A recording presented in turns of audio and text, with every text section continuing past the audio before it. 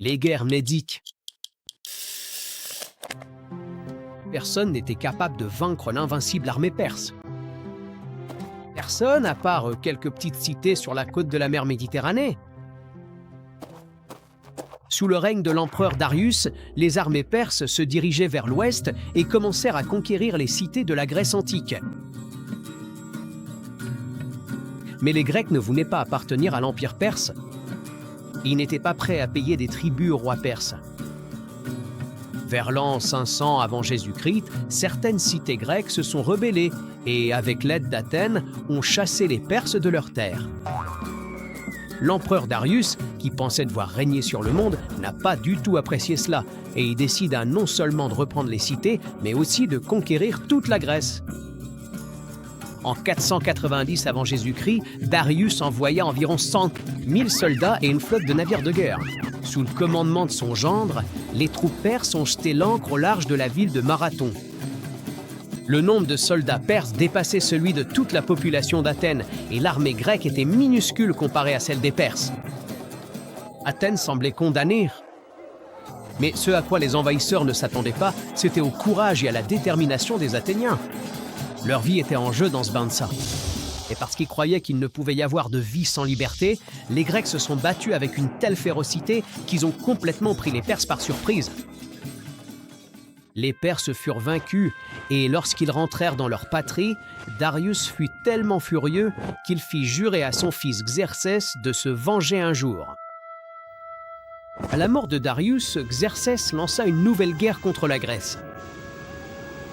En 480 avant Jésus-Christ, il rassembla une armée de guerriers venus de toutes les régions de son immense empire, une armée gigantesque.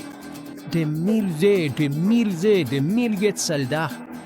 Waouh, oui, les amis. Les Perses avaient été tellement humiliés et enragés par leur défaite qu'ils étaient décidés à rayer la Grèce antique de la surface de la terre.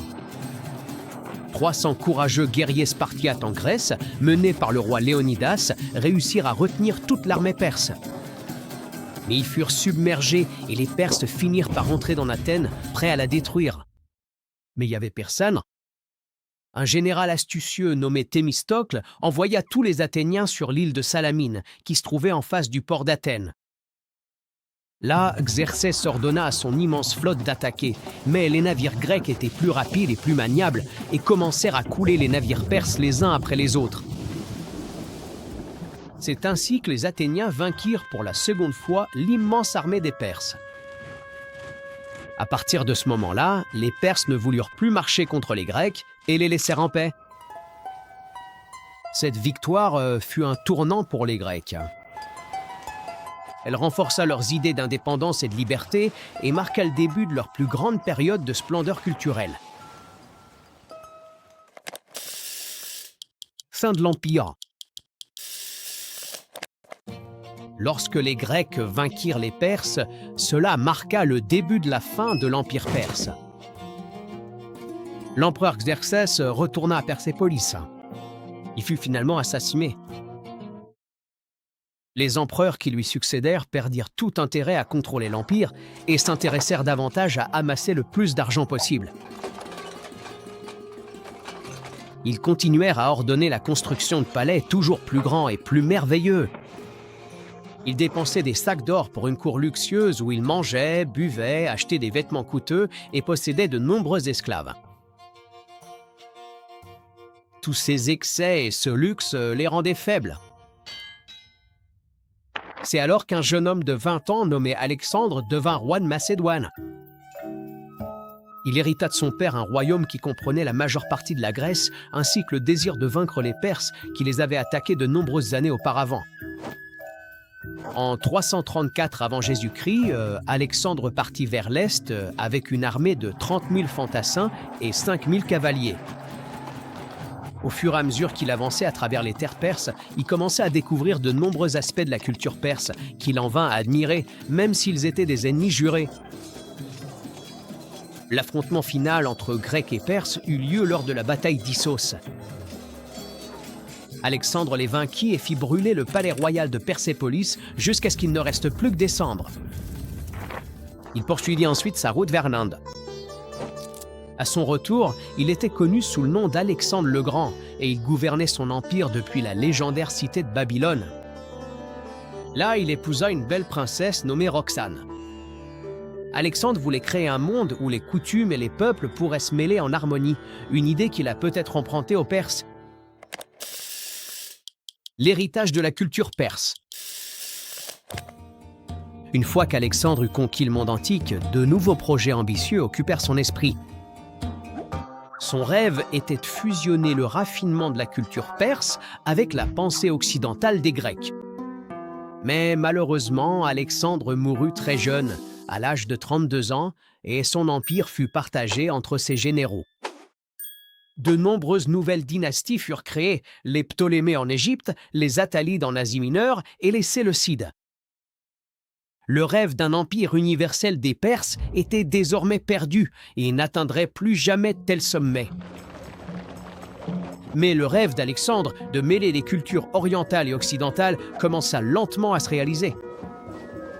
Avec le temps, l'art et l'esprit des Grecs furent introduits en Perse et atteignirent même l'Inde, tandis que l'Occident s'enrichissait de la culture raffinée des Perses. De cet enrichissement culturel naquirent des chefs-d'œuvre architecturaux, la construction du premier canal et bien d'autres raffinements, comme le système postal. Ce sont les Perses qui ont d'abord domestiqué des animaux comme le poulet et cultivé de délicieux fruits tels que la pêche et l'orange. Ils ont commencé à utiliser les fleurs de façon décorative, comme les roses, le jasmin, les iris et les jonquilles. Et encore aujourd'hui, le savoir-faire perse en matière de tissage produit les plus beaux tapis du monde. Grâce à toutes ces réalisations, ainsi qu'à la manière efficace dont ils administraient leur immense empire, l'ancienne civilisation perse continue d'exercer une grande influence sur notre société moderne jusqu'à aujourd'hui.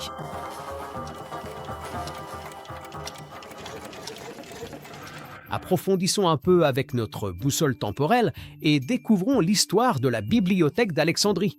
Ptolémée était l'un des généraux qui ont combattu aux côtés d'Alexandre le Grand. À la mort d'Alexandre, Ptolémée prit le contrôle de l'Égypte et installa son gouvernement dans la ville stratégique d'Alexandrie. Là, il ordonna la construction d'une bibliothèque qui, selon certains, était destinée à rassembler tout ce qui avait été écrit par tous les hommes du monde entier. Vous imaginez ? Voyez, Ptolémée, tout comme Alexandre, était très intéressé par la préservation et la diffusion du savoir venant de Grèce, de Perse et d'Inde. La bibliothèque d'Alexandrie s'est agrandie jusqu'à compter près de 500 000 rouleaux de papyrus venus du monde entier et comprenait un musée, un zoo et même son propre laboratoire. Peu à peu, Alexandrie est devenue le centre de la science et du savoir dans le monde antique.